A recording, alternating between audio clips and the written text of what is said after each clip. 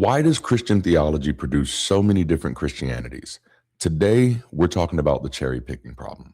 The problem is not merely that Christianity has many denominations, the problem is that Christianity contains multiple layers of interpretive choice at the same time.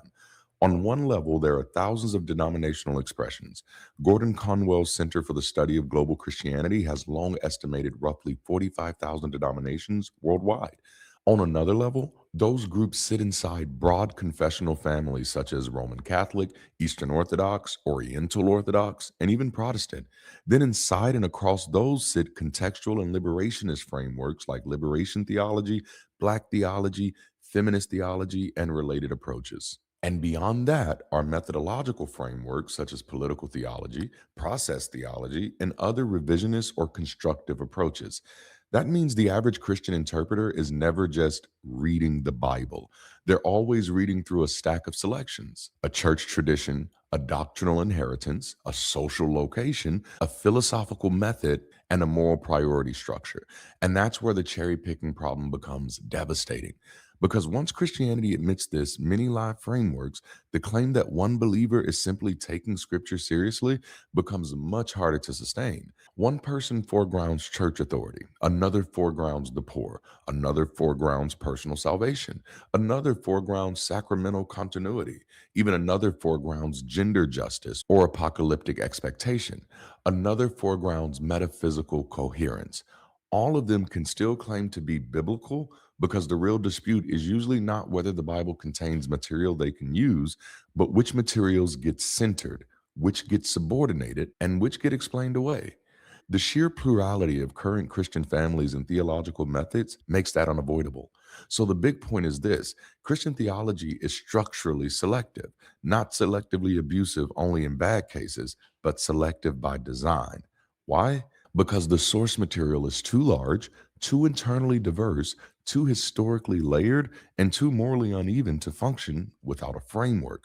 The framework decides what counts as central. And once the framework does that, biblical truth often turns out to mean in practice the portions of the tradition that best support the interpreter's preferred moral, political, ecclesial, or existential commitments.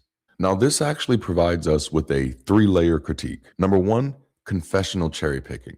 Catholics, Orthodox, Reformed, Wesleyans, Baptists, Pentecostals, and others do not merely disagree on side issues, they prioritize different doctrines of authority, sacraments, salvation, church structure, spiritual gifts, and tradition. So even before liberation theology enters the room, Christians are already selecting different control centers for the faith. But then there's also contextual cherry picking. Liberation theology reads from the underside of oppression. Black theology centers Black suffering and liberation. Feminist theology interrogates sexism in the tradition. These are not random distortions from outside Christianity. They're explicit acknowledgments that theology is always being done from somewhere. But that also reveals the broader problem. If your context changes your theology this much, then claims of plain meaning start to look either naive or dishonest. But there's also methodological cherry picking. Political theology, process theology, and other revisionist forms don't just produce different answers, they ask entirely different questions. One asks what faith means under power, another asks how God relates to change, history, and becoming. So the methodology itself pre selects what kind of Christianity will emerge. With roughly 45,000 denominational expressions and dozens of competing confessional, contextual, and methodological frameworks, Christianity doesn't have a cherry picking problem at the edges. It has a framework selection problem at its very core. And the practical consequence is this: when Christians accuse each other of twisting scripture, they're often naming a real problem, but usually without admitting that they're doing a more normalized version of the same thing. The conservative says the liberationist is importing politics into the text. The liberationist says the conservative is importing hierarchy into the text. The feminist says patriarchy has already skewed the tradition. The sacramental Christian says the low church evangelical has flattened the faith. The evangelical says the liturgical Christian has buried the gospel under tradition. These are not accidental disagreements. They're evidence that the text tradition package is pliable enough to support many incompatible centers of gravity. Christians cherry pick because Christianity only functions through frameworks, and frameworks are mechanisms of selection. The denomination count just reveals how far that selection process has already gone. Again, with around 45,000 denominational expressions worldwide, the deeper issue is not the number. It's the fact that Christians operate through confessional frameworks, contextual liberation frameworks, and philosophical methodological frameworks all at once. That means nobody is just following the Bible. Everybody is pre selecting a lens, a center, a priority, and a method. So, cherry picking is not some fringe abuse of Christianity. It's built into the way Christianity has to function in order to survive its own diversity. The problem is not that Christians sometimes cherry pick. The problem is that theology itself is a sanctified form of selection, which now brings us to the problem of complexity. When someone wants to critique Christianity's harms and reduce its public influence, they're almost never dealing with one fixed thing. They're dealing with a religion that can constantly reframe itself through different theological frameworks, denominational structures, moral vocabularies, and public postures. That means critique is harder because Christianity is not just a set of beliefs, it's a highly adaptive interpretive ecosystem. First, Christianity can evade criticism by shifting frameworks. If you critique hell, someone moves to progressive Christianity. If you critique patriarchy, someone moves to egalitarian theology. If you critique colonialism, someone points to liberation theology. If you critique anti intellectualism, someone points to sophisticated academic theology. So even when a critique lands against one expression, the broader tradition often survives by saying, that's not real Christianity, or that's just one version. The internal diversity becomes a defense shield. But second, it becomes difficult to identify what counts as essential harm and what counts as localized abuse. Critics may point to misogyny, homophobia, authoritarianism, purity culture, apocalyptic fear, anti scientific thinking, or political domination. But Christians can respond by saying those harms are not intrinsic to Christianity itself, only to bad interpretations. The cherry picking problem gives them endless room to relocate blame from the system to the interpreter. That makes systemic critique much harder because the religion can keep disowning its own outcomes. Now, public facing Christianity often sanitizes itself while keeping structural power. In private or internal spaces, a church may hold rigid, harmful, or exclusionary doctrines. In public, it may present itself as compassionate, community oriented, justice minded, or even family centered. Because Christianity has so many frameworks available, it can speak in soft moral language publicly while drawing on older theological authority structures underneath. That makes it difficult for critics to explain the danger because the most visible version is not always the most operative version. Critics can get trapped arguing exceptions instead of patterns. Once Christianity has thousands of denominations and dozens of theological frameworks, every critique can be met with a counterexample. Not all Christians hate gay people. Not all Christians are nationalists. Of course, not all Christians reject science. Not all Christians are patriarchal.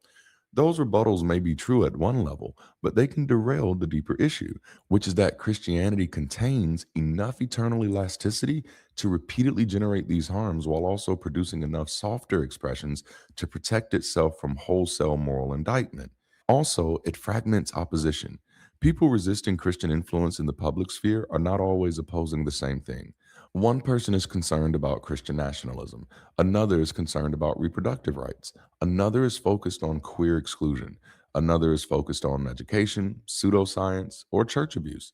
Because Christianity manifests through so many frameworks, critics can end up fighting isolated symptoms rather than naming the broader mechanism, a tradition that repeatedly authorizes selective moral certainty under divine cover.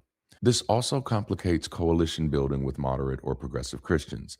Some Christians may genuinely help reduce harm in the public sphere by defending pluralism, church state separation, or even marginalized groups. But at the same time, their participation can also stabilize the broader Christian ecosystem by making it look morally self correcting. So critics face a strategic tension. Do you partner with softer Christian voices to reduce immediate harm, or do you emphasize that even the softer versions can help preserve the legitimacy and social authority of the larger system? Which also confuses the public about what exactly is being opposed. If the critique is too broad, it sounds unfair and careless. If it's too narrow, it misses the system. If it attacks evangelical fundamentalism, mainline Christians distance themselves. If it attacks Catholic hierarchy, low church Protestants distance themselves. If it attacks conservative theology, Progressive Christians distance themselves. So the critique has to be precise enough to be credible, but broad enough to expose recurring structural patterns. That's a hard rhetorical balance.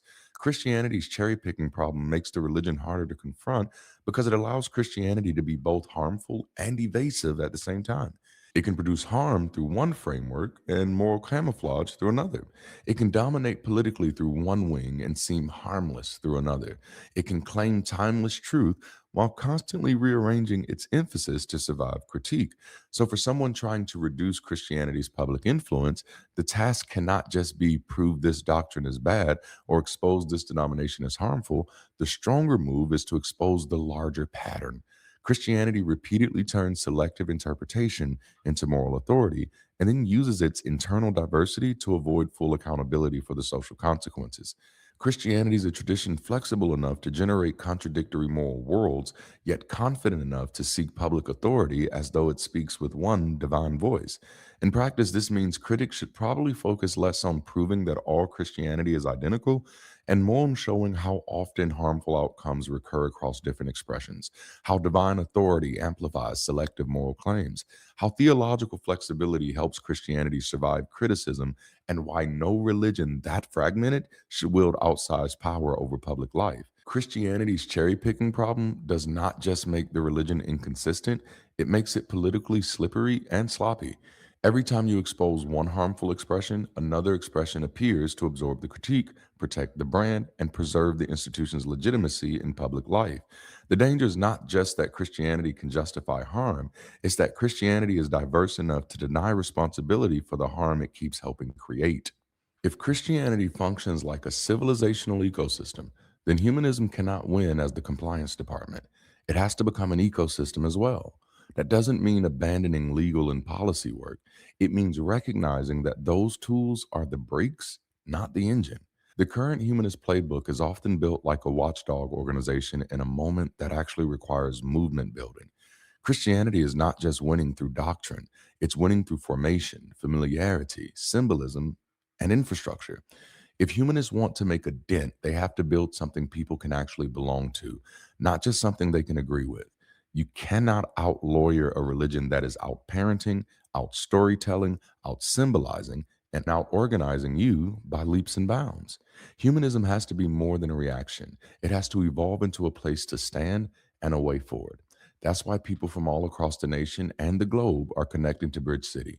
We're a forward thinking, people centric, and life affirming community built around what people are choosing to become rather than what they choose to believe. Our goal is to cultivate soft spaces for people to land and safe places for people to live. We're building what we think is the next evolution of human connection beyond the traditions that have historically fragmented us. If you're looking for something different and this resonates with you, join us on the global campus and introduce yourself today. That's all I have for now. Thank you for joining me in this conversation. And until next time, keep rising.